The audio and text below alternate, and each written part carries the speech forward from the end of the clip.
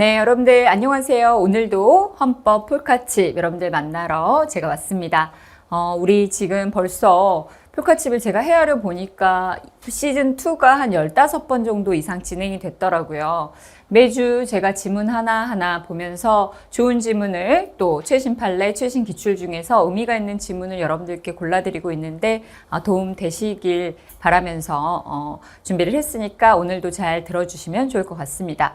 오늘도 지난 시간에 이어서 법원직 9급 24년 문제이고요. 이번에는 두 가지 부담금에 관한 문제 하나 하고 그 다음에 비용보상 청구권 관련된 지문 하나, 둘 다 22년, 23년 최신 판례인데 의미가 있고 쟁점들이 좀 숨어져 있어서 한번 비교하면서 정리해 드리려고 합니다. 차례대로 한번 봐보도록 하겠습니다. 첫 번째 지문입니다. 문제 7번이고 부담금 문제였고요. 여러 가지 지문이 있었지만 이 판례가 23년 중요한 판례였기 때문에 한번 같이 보려고 해요.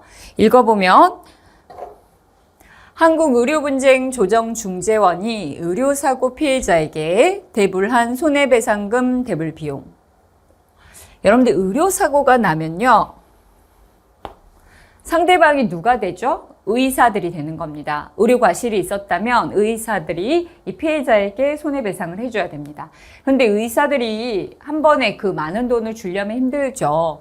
그래서 한국의료분쟁조정중재원이 이 손해배상금을 위한 대불 비용을 사전에 이 의사 또는 의료법인 등에게 부담하도록 합니다. 이걸 우리가 대불 손해배상, 의료사고 손해배상 대불 비용 부담금 이렇게 합니다. 대불 비용 부담금 이렇게 얘기할 수 있어요.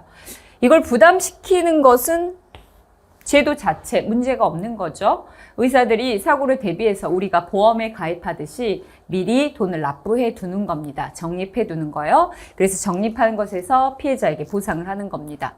그런데 그 금액과 납부 방법 및 관리 등에 관한 사항을 어디다가 법이 아니라 대통령령에 위임하고 있는 겁니다.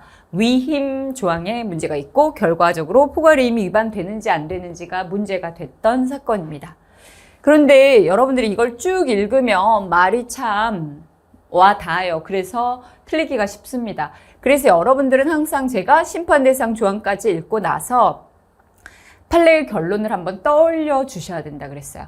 이 판례는 요 세 개의 지문이 심판대상 조항인데 위헌 부분과 합헌 부분이 섞여 있는 판례입니다. 그래서 아주 의미가 있고 구분해서 기억을 해 주셔야 되는데 쭉 읽어보면 대불재원의 충당 자체가 변동성이 있기 때문에 부담금을 추가로 부과 징수하기 위한 요건과 범위를 미리 확정하는 것이 적절하다고 볼 수 없다.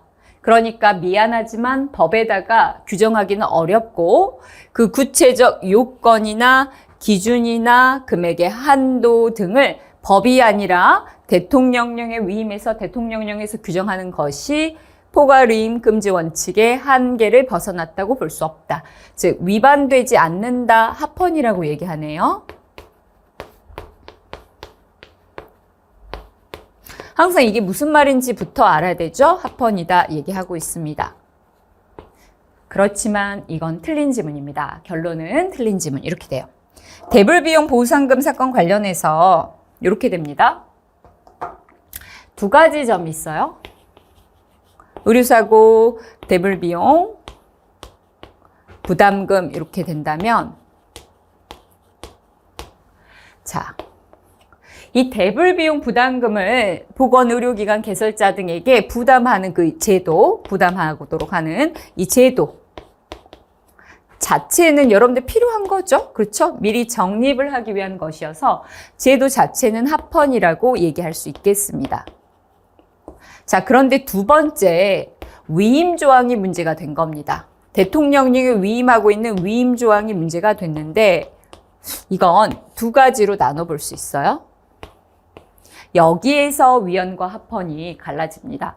위임을 하는 내용 중에서 여기에서 언급한 것처럼 금액에 관한 부분이 있고 납부 방법 및 관리에 관한 부분이 있어요.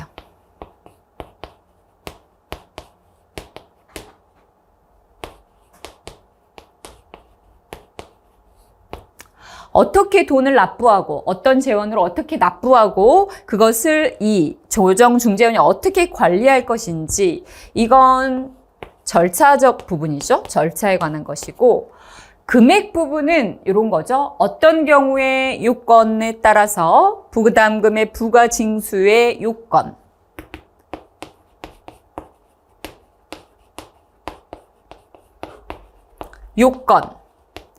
기준 한도. 여러분들 이게 본질이죠. 본질입니다. 내용에 관한 것입니다. 자, 그래서 이렇게 금액 부분은 부담금의 부과 요건과 기준과 한도에 대한 규정이어서 중요한 내용이다 아니다. 중요하다. 이것은 위임해서는 안 되고 대통령령이 아닌 법률에 규정하는 것이 바람직하다라고 얘기합니다. 그래서 이 금액 부분이 결론적으로 위임을 한 것은 위헌이다라고 얘기합니다.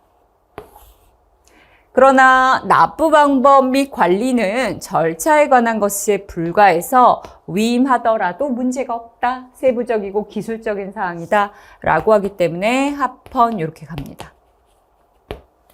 그래서 구분해서 부담금 제도 자체는 합헌입니다. 그러나 위임 조항 관련해서 금액 부분은 위헌, 납부 방법 관리 부분은 합헌 이렇게 구분하셔야 돼요.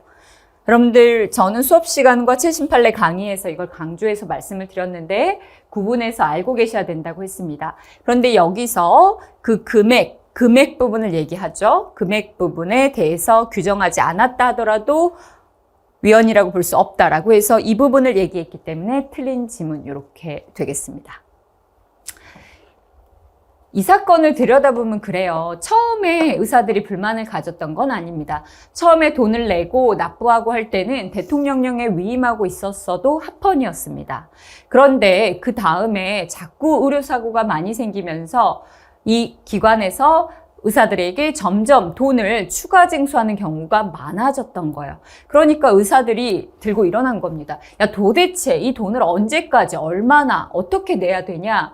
그것은 아주 중요하고 우리한테 심각한 문제인데 재산권을 제한하는 문제인데 왜 법률이 아니라 위임하고 있냐라고 한 겁니다. 그래서 금액 부분 특히 추가 여기 나오죠. 추가 징수하기 위한 요건과 범위가 미리 확정되어야 된다. 뭘로? 법률로 이렇게 되겠습니다. 그래서 여러분들이 이 내용을 한번 기억해 주시면 좋겠고 정말 중요합니다. 금액 부분은 위헌, 납부 방법 관리 부분은 합헌이다. 이렇게 정리해 주시면 되겠습니다. 네, 두 번째 지문입니다. 두 번째 지문도 아주 재밌는 지문이고 관련된 판례들이 두 개가 더 있어서 한번 소개해 드려 보려고 합니다.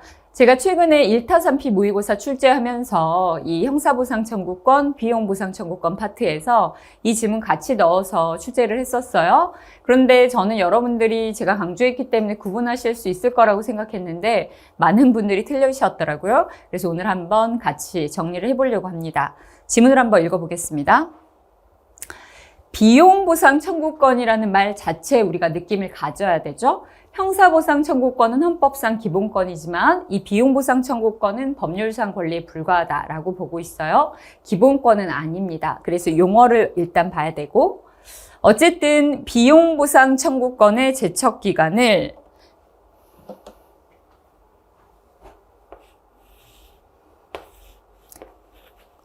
무죄 판결이 확정된 날로부터 6개월로 규정한 겁니다. 판결 확정 시로부터 6개월. 이건 법명을 잘 봐야 되는데 군사법원법이라고 되어 있고 최신 판례입니다. 23년 최신 판례고 이 조항은 헌법에 위반된다 이렇게 되겠습니다. 아까 했던 판례가 22년 판례고 이게 23년 판례인데 그래서 헌법에 위반된다라고 하는데 23년 최신 판례 중에서 위헌 판례가 맞습니다. 그리고 정답은 이렇게 되겠습니다.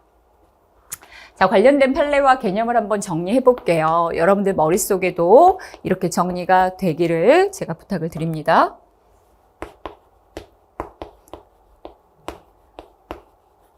형사보상 청구권이 있고 비교 개념으로 비용보상 청구권이 있습니다. 형사보상은 무죄가 나거나 또는 불기소거나 혹은 면소 등의 경우, 또 초과구금, 재심으로 인한 초과구금 같은 경우, 이런 경우가 있을 때 내가 억울하게 옥살이를 한 겁니다. 즉 구금이 있었던 겁니다. 구금. 초과구금처럼 이 구금이 내가 감옥에 갔다 온 겁니다. 억울한 옥살이를 했기 때문에 신체의 자유가 제한이 됐었죠. 그렇기 때문에 이에 대한 보상을 주는 것이고, 보상금은 약 최저임금으로 계산한 보상금을 줍니다. 그런데 이건 뭐다? 기본권이다. 반면 비용보상 청구권은 말이죠. 어떻게 되어 있냐면 이것도 무죄입니다. 무죄가 났을 때 무죄 판결을 받았으니까 피고인이 상당히 억울하겠죠. 그래서 자기가 판결을 받기 위해서 왔다 갔다 한 여비, 교통비, 또 숙박비 이런 것들, 제가 이런 걸 실비라고 부르는데요. 구금 여부와 상관없이 무죄 받았는데 재판에서 쓴 비용이 있다면 이 비용을 보상해 주는 것이고, 이건 기본권이 아니라 법률상 권리에 불과하다. 이게 판례 입장입니다.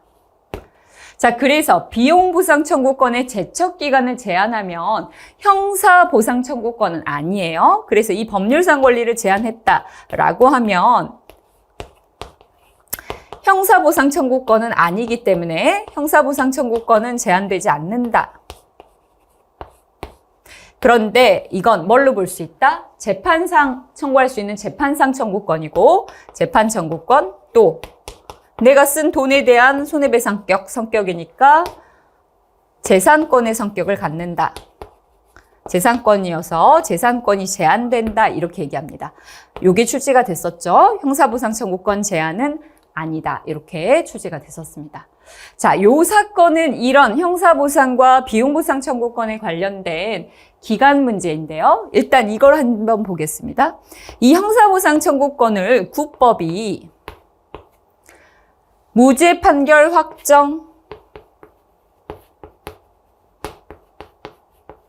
확정으로부터 1년으로 규정했던 사건이 있었고, 이건 결론이 위헌이었습니다. 억울한 옥살이 한 것도 힘든데 1년 확정된 사실을 모를 수도 있는데 1년은 너무 짧다. 위헌 결정이 났습니다. 그런데 비용보상 청구권 관련해서는 제척기간 관련해 두 가지 사건이 나눠집니다. 첫 번째, 형사소송법 사건입니다. 이 형사소송법에서는 어떻게 이 비용보상 청구권을 무죄 판결 확정 6개월로 규정하고 있었습니다. 그런데 이 1번에 대해서는 합헌 결정이 났었어요. 과거에 그 법원에게 바로 신청하면 되고 소명할 필요도 없고 입증할 것도 없으니까 6개월도 충분하다, 합헌이다 라고 봤습니다. 그런데 이번에 이 군사법원법에도 동일한 규정이 있었고요.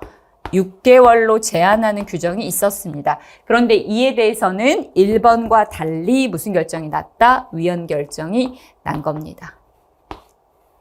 이걸 출제한 겁니다. 그래서 여러분들은 지문이 나왔을 때 군사법원법 사건은 위헌이고 형사소송법 사건은 합헌이라는 것을 반드시 체크하고 구분을 하셔야 됩니다. 자, 이 사건은 판결 이유가 두 가지로 나누어졌었어요. 과잉금지 원칙에 위반된다 또는 평등 원칙에 위반된다. 그런데 여러분들 판결 이유가 구속력을 가지려고 해도 6명 이상의 동의가 필요한데 둘 다 6명은 안 됐습니다. 그래서 어떻게 특별히 어떤 원칙 위반이다 라고는 안 하고 이럴 때는 헌법에 위반된다 라고 출제가 된다고 말씀을 드렸고, 아니나 다를까 헌법에 위반된다 라고 출제가 됐습니다.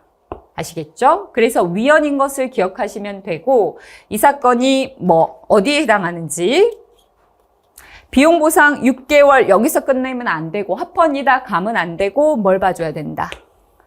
법명을 반드시 체크해줘야 된다.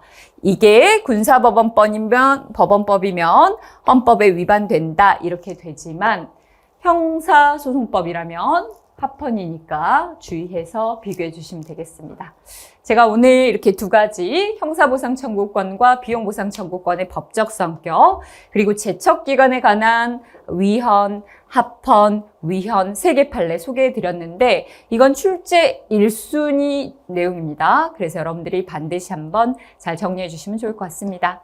그래요. 오늘 폴카칩은 이렇게 2개 지문 한번 설명해 봤는데요. 여러분들 날씨가 많이 추워졌는데 감기 조심하시고 또 저녁 식사 잘 챙겨 드시면 좋겠습니다. 보라색 하트 꼭 남겨주세요. 그럼 다음 주에 뵙겠습니다.